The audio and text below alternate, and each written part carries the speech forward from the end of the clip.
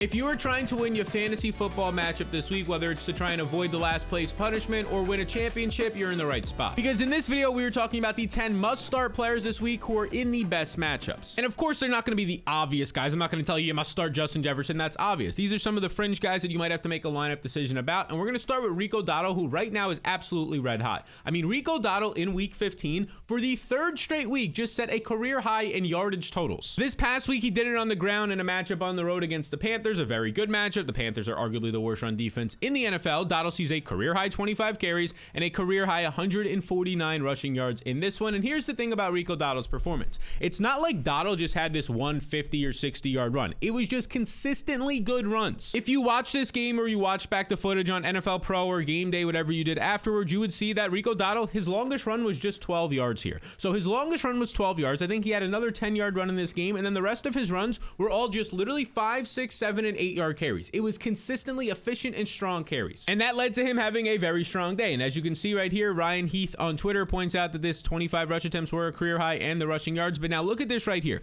Over the past 4 games, Dotto is averaging 84% of the backfield carries. That would rank around top 5 in the NFL. 120 rushing yards per game is second in the NFL. And 15.8 fantasy points per game. He's a borderline RB1 during this span on one of the worst offenses in the NFL, led by Cooper Rush, because Dotto has been that good. And now he has 3 straight games of 120 plus yards and 5 games this year of over 100 total yards very quietly. Dotto has taken advantage of some very easy matchups lately. He took on the Giants on Thanksgiving, then the Bengals, and now the Panthers this past week, but the solid matchups continue this week because Dotto is going to be at home, a home underdog, which usually benefits the scoring of that home team. Just a 4-point home underdog against the Bucks, who allow right now 10th most rushing yards per game to running backs. This game has a 50-point total, so we're expecting a lot of points in this one. This has a lot of playoff implications for the Bucks, so you can be damn sure that they're going to be coming out hard here, and Dallas is going to be as well for a team that on defense is getting extremely battered by injury, it seems, every week right now. They're going to have to throw to keep up in this one. Maybe some checkdowns for Dotto, but it's a 1-score game, a 4-point spread, neutral situation, probably leans to another 20 or so touches. So Dotto is a must start, and a guy on the other side of this game I want to talk about, we talked about him a little bit earlier this week in the waiver video, and that's Jalen McMillan, because he is coming off of a strong week 15 performance.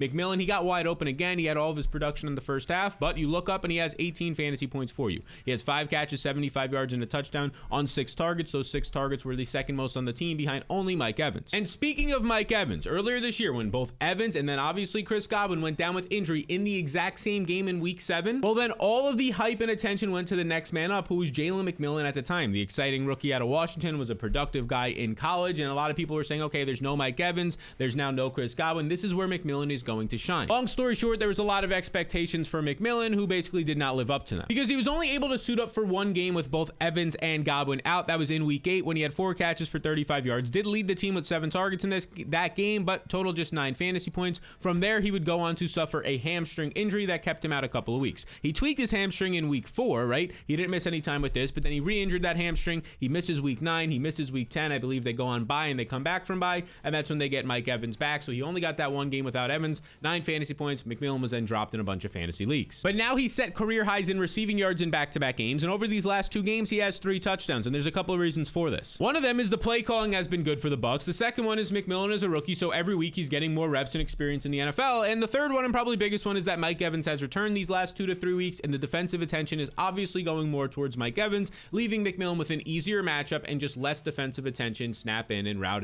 out. So over the last 2 weeks, McMillan is averaging 18 fantasy points per game, and now this matchup against Dallas right here, as we said, it's projected for nearly 50 points, one of the highest totals on the week. They're going to be on the road against a banged-up Cowboys defense that currently ranks 24th in the NFL, and I would argue they're even worse than that after suffering some injuries to their secondary and defensive line last week. You can flex McMillan this week. I do believe that he gets into that must-start category when you're considering against other guys that are potential wide receiver 3s or flexes in your lineup. Now, before we get into this next running back who you need to be starting this week, I got to tell you about something exciting, and it's our Fantasy Blueprint sponsor, and that is Vivid Picks. Because if you love fantasy sports or just enjoy making predictions like I do, this app is for you. Because Vivid Picks makes it extremely easy to get in on the action, people. All you do is pick players, make your predictions, and then watch the games unfold. It is that simple. And as I've been saying all year, I enjoy the more or less platform because it's exactly what it says. It's very straightforward. You just take more or less on a player's yardage, receptions, passing yards, whatever it might be. Here's an example of one that I took earlier in the week for Thursday Night Football's game. This is between the Broncos and Chargers. Should be a good divisional matchup. I took Courtland Sutton for over 69.5 receiving yards. He went under this number last week, but he was over this number in 7 games straight. Before that, the clear number 1 receiver receiver on his team, and Ladd McConkey over 68.5 receiving yards. This has been a guy who has been pushing up against this number all year. Tougher matchup against Denver, but Patrick Surtain did get banged up in week 15. It's a short week now, so I do think that Ladd McConkey is an appealing option here for a guy who just continues to go out there and earn a 26 to 30% target share week in and week out as a rookie. So I took those two players together. $20 makes me about 60. You could triple your money. You can do that as well. And here's the most important part. If you are new to Vivid Picks, they're offering you, when you sign up with the code SAL, a free deposit bonus up to $250. So if you put in $25, you get $25 right back. You put in $250, you get a free $250 bet. So if you're ready to start making your predictions and taking advantage of this awesome deposit bonus, just download the Vivid Picks app now, use code SAL, and you will be ready to dominate today. A big thank you to Vivid Picks for sponsoring this video and the Fantasy Blueprint. Now let's get back into it. And we are getting back into it with Bucky Irving, who there were so many questions surrounding Bucky Irving's week 15 availability. He re-injured his back. He had that hip injury in week 14, and he did not come out for the second half of that game. He missed the rest of the game. And then heading into week 15, the earlier reports were kind of concerning. You could see the injury report right here. Bucky Irving is here. We'll kind of zoom in on Bucky Irving. You can check the day-by-day stuff. He's dealing with that back and hip injury. And now if we scroll across here, the first 2 days of the week, these DNPs on Wednesday and Thursday, he wasn't practicing. It was not trending in the right direction, but he was able to practice in limited fashion on Friday. The report said that he was probably going to suit up and likely to see a pretty usual role that he normally does, and that's exactly what happened. Because Bucky went out there and earned 17 opportunities. 2 catches for -4 yards isn't great, but 17 opportunities for 113 total yards. He topped 100 rushing yards for the second time in his career, and he looked healthy. He looked healthy out there because he broke 4 tackles, which ranked top 10 on the week, and had 2 explosive runs, which also ranked top 10 on the week. And I promise we're going to talk about players in other games right after this one, but this is an awesome matchup. He's a 4-point road favorite against the Dallas Cowboys, who I just mentioned their entire defense is banged up right now. And the Cowboys this season allow the 5th most rushing yards per play, so they give up efficiency to running backs, and Irving might be the most efficient running back in the league, and the most rushing touchdowns in the NFL Dallas allows. So just double check the injury reports for Irving this week. Make sure he didn't tweak anything in last week's game, but he's a must start if active. I told you we'd get to a different game with different players. Let's talk about the Giants' #1 wide receiver, their rookie Malik Nabers, who continues to be a fantasy success this season despite having extremely, and I say extremely, volatile quarterback play. Because this past week, Drew Lock was banged up. He had multiple injuries, so Tommy DeVito was taking back over. One of the worst quarterbacks we've seen in the NFL the past 2 seasons, but he suffered an injury after playing just 47% of the snaps, and he was replaced by maybe the worst quarterback we've seen over the last 2 to 3 years in the NFL. His teams have never won a game when he has started or just taken over in a game, and that is Tim Boyle. Yes, in the NFL, he has literally never won a game that he has thrown a ball in. But despite dealing with this bottom-tier quarterback play in the NFL, and maybe the worst quarterback play we've seen all season long, Malik Nabers is still inevitable. He earns 14 targets in this game, which is close to his season high of 15. He has 10 catches for 82 yards and a touchdown. Takes advantage of a nice matchup in Baltimore where they were trailing the entire game and had to throw the ball. It was Nabers' first touchdown in over 2 months. In his 19 fantasy points, we gave him a top 10 finish on the week for the first time since week 4. We finally got a breakout game from Nabers. And there's a chance this production continues this week because the Giants are taking on a potential playoff team. The Falcons are a game out of their division right now, and they're 8-point road underdogs, the Giants, which means they're probably going to have to throw another 35 plus times like they did last week. And Atlanta allows the 6th most receiving yards per play and the 4th most receiving touchdowns this season. So not only is a good matchup for Nabers, but they're going to be throwing more in a good matchup. That should mean a lot of upside. And don't look now, but over the last 2 months of the season, Jamar Chase leads the NFL in targets per game with a whopping 13.5 per game, but Malik Nabers is second with 11.5 targets per game. He is seeing elite volume. It means that's allowing him to overcome this poor quarterback play.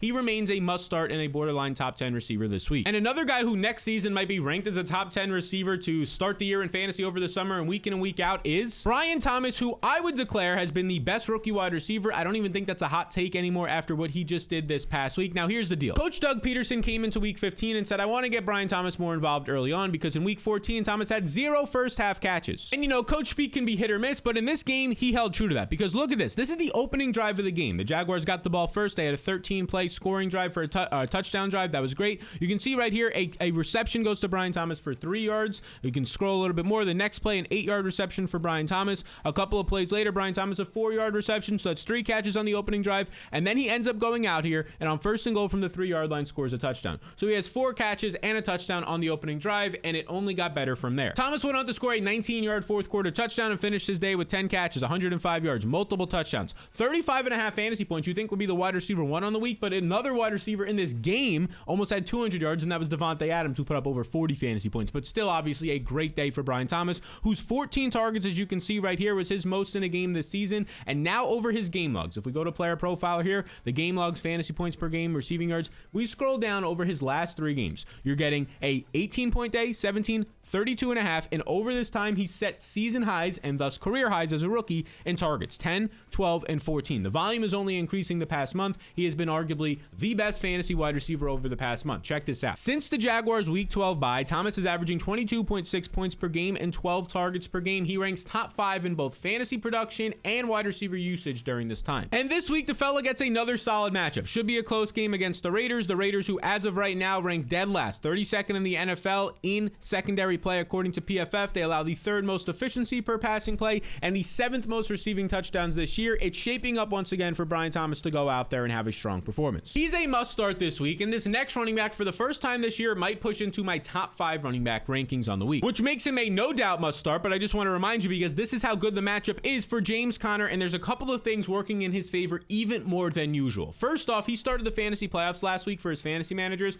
and absolutely dominated. We were telling you all year that he had, if not the best, the second best playoff schedule. He takes a good matchup against the Patriots bottom 10 run defense. Another player will be versing those guys this week. Talk about him in a second. He gets 21 touches in this game, goes over 100 rushing yards, multiple touchdowns, adds 28 receiving yards. I mean, the dude literally has 8 fantasy points in the receiving department alone, finishes with 33.8 points, the number 1 running back on the week for the first time this year. He picked the perfect week. The fantasy playoff start. James Conner takes advantage of a great matchup and comes through as the RB1 overall. Now, in this game, he earned 70% of the backfield opportunities, which has been a little bit bigger than he's seen lately for a few key reasons. And that would be the Cardinals backfield behind James Conner has been banged up. Amari DiMercato, I believe, was just placed on IR, so he's banged up. And Trey Benson in this game left in the 4th quarter with an ankle injury. So that left James Conner with an even larger role. That's exactly why James Conner comes out here and catches 5 passes. DiMercato was playing in a lot of the 2-minute offense, long down and distance. James Conner took over a lot of those snaps this past week, and now he's going to see, or at least in theory, he should see a larger role moving forward without DiMercato and potentially Trey Benson if he misses time with an ankle. And again, it's the perfect time for this to all be happening, for Conner's role to be getting bigger, him to be playing better, finishing as the RB1 overall, because he's going to take on the Carolina Panthers,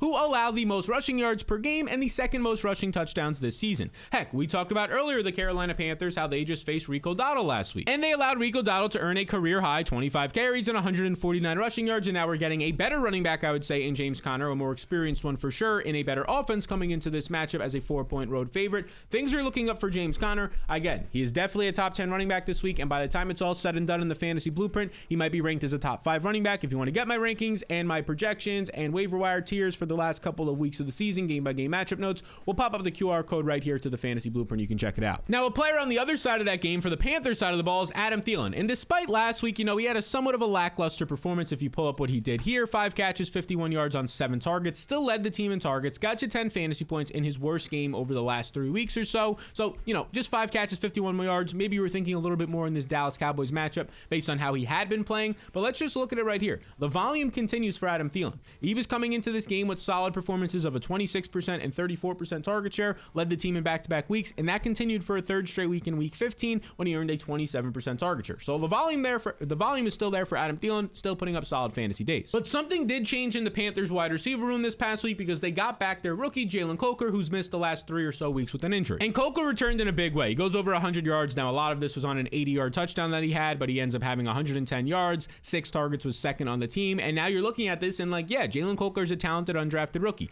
He should be threatening Adam Thielen in terms of target share, but this past week, Xavier Legette left the game with a groin injury. We'll see if he's able to return. If not, Coker might just take over all of his usage in the offense in terms of target volume and potential production. And Adam Thielen and Coker just win in different ways. Thielen is more of a slot receiver, short to intermediate targets, sometimes downfield, whereas Coker is a bigger, faster, more athletic receiver on the outside, wins downfield. They don't really pull each other too much from each other all that much. And now this week, if we could look at that same matchup we talked about earlier for James Conner, it is the Panthers and Cardinals. They are 4-point home underdogs, Adam Thielen and the Panthers, which historically is a good spot for fantasy production and overall environment. You're going to be an underdog, so you're forced to throw at home, which is a friendly environment in general, usually leads to fantasy points, historically speaking. 35 to 40 pass attempts should benefit the number 1 receiver on this team in Adam Thielen. And by the way, the Cardinals the last few weeks, they just allowed Drake May last week to complete 19 of 23 passes, over 80% of his passes. The week before that, Geno, 24 of 30 passes, 80% of his passes. So quarterbacks are completing over 80% of their passes the last 2 weeks. I think Bryce Young's going to be just fine this week. Next up, we got to talk about the Jaguars running back backfield. It's kind of an annoying backfield all season long, but both these guys are in a really good spot this week. We can start with Tank Bigsby, who back in week 14, so not this past week, the week before, Tank Bigsby was finally healthy. He came back from injury in week 13. He got back to a full workload in week 14, and Tank Bigsby comes back from this ankle injury that kept him out for a couple of weeks. He started the season hot. He got an ankle injury in week 8. He was in and out of the lineup, in and out of practices, but we finally got him back in week 13, finally got him back to some strong usage in week 14, and in a game that remained a one-score game the entire time against Tennessee on the road. It was a 7-point game the entire time. I believe it finished 10-3 overall. We got a strong roll, 19 touches, 62 total yards, and a touchdown out of Bigsby. That's 13 points, and it looked like it was going to be the Tank Bigsby show moving forward. He had a matchup in week 15, entering that one against the Jets with a game that had a really close spread. It looked like another close game was on the horizon for Bigsby to earn nearly 20 touches. But that is not what happened. Bigsby came into this, he earned 12 opportunities, 11 carries and a target, just 42 scoreless yards, gets just 4.2 points, and he's outshined by his teammate Travis Etienne in this one, who sees 18 touches, who catches 4 of his 5 targets for 20 yards. So right there, he gets 6 fantasy points just as a receiver is outproducing Bigsby in fantasy, and he puts up 65 rushing yards. He out touches Bigsby. He sees more carries, more targets, more fantasy production. So now it's just this back and forth between these Jaguars running backs, and it's kind of annoying, but we have to talk about them this week because it's a really good matchup. We talked about Jacksonville earlier with Brian Thomas. He's the #1 start in this entire game, besides maybe Brock Bowers is more of an obvious start, but those two guys you're obviously playing. You're playing Jacoby Myers, but then the next up here is going to be the Jacksonville backfield. It's a 1-point spread on the road.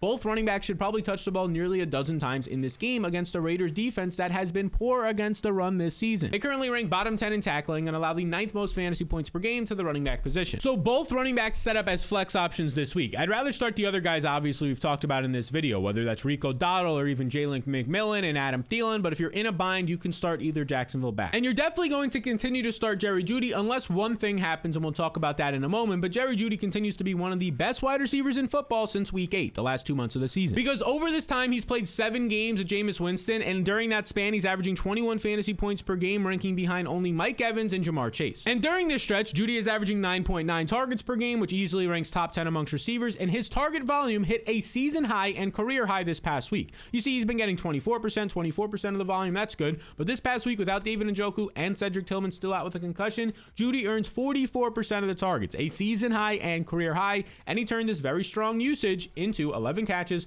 108 yards, despite a tough matchup against the Chiefs. Goes out there, gets 25 fantasy points, another top 10 finish for the 3rd time in the last 5 games. Yes, Jerry Jeudy has been a top 5 fantasy receiver 3 times in the last 5 weeks. He's been that consistently good. But we do need to point out that this past week, late in the game, Dorian Thompson-Robinson came in the game for Jameis Winston, who threw his 3rd interception. Thompson-Robinson attempted 9 passes, only had 18 yards. 4 of these 9 targets did go to Jerry Jeudy, but obviously if you're only throwing for 18 yards, you're throwing an interception on your last pass of the game. It was a tough matchup. Dorian Thompson-Robinson came off the bench cold, but that is a brutal showing to average just 2 yards per pass attempt. Hopefully it was that bad, and his interception to end the game was enough to kind of get Jameis Winston to start this week. As of this recording, I don't know if Winston is starting. Kevin Stefanski wouldn't name him the starter after the game. We need Jameis Winston, fingers crossed, for have any upside out of Jerry Jeudy and the other Browns guys here. If Winston is starting, then you can also start Jerry Jeudy, and we need that this week because they are going to be 7-point underdogs on the road against the Bengals who have a bottom 10 secondary, the Bengals who so far this season are allowing the 6th most receiving yards and 5th most receiving touchdowns. You're obviously starting Jerry Jeudy if Winston plays. You might even start him if it's Dorian Thompson-Robinson, but probably not. 48-point total, 7-point underdogs. This one is just shaping up for Jameis Winston to throw the ball 45 times, throw 2 interceptions, throw for nearly 400 yards, and for Jerry Jeudy to have another 120 plus yards. We just need Winston to start. And another guy who will be in my top 10 running backs this week, like a James Conner, maybe even pushes towards the top 5, although no teams on buys, that gets a little bit tough, is going to be James Cook, who is set up to smash this week. He is coming off of a game against the Lions where he had a very strong game, and maybe we could have predicted this right before that. Because the Bills-Lions game last week was projected for 55 points in the Vegas betting odds. The game totals were just the highest point total on a week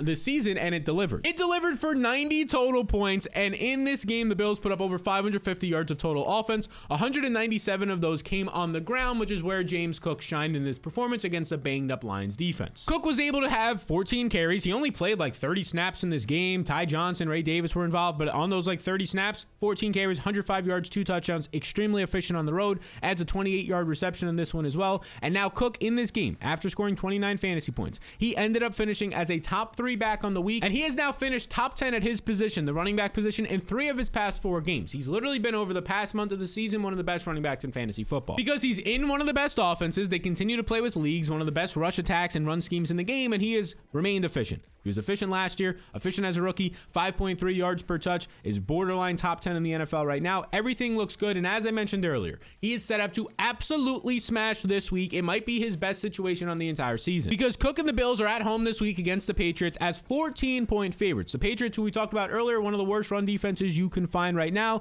According to PFF, they rank 26th in run defense, and the Bills should have a commanding lead this entire time. Remember earlier when we talked about James Conner? Yeah, James Conner faced the Patriots last week and was the RB1 overall. I do think RB1 overall is a little bit bold to say that will happen for James Cook this week, but he's done it in his career, and this would be the week to do it. So James Cook this week is definitely a top 10 back, potential top 5 back by my end of week rankings, and has RB1 overall upside. He's a must start. So these have been some of the non-obvious players, right? You're starting Jamar Chase and Saquon Barkley, of course, but the other guys, the top 10 guys you must start this week because they are in the best matchups heading into the fantasy semifinals, or just to avoid getting into your toilet bowl last place. Thank you for tuning into this video. We will be back next week with some more analysis for fantasy championship week. Appreciate you all a ton. Hit the subscribe button before you go, and I'll see you all in the next one.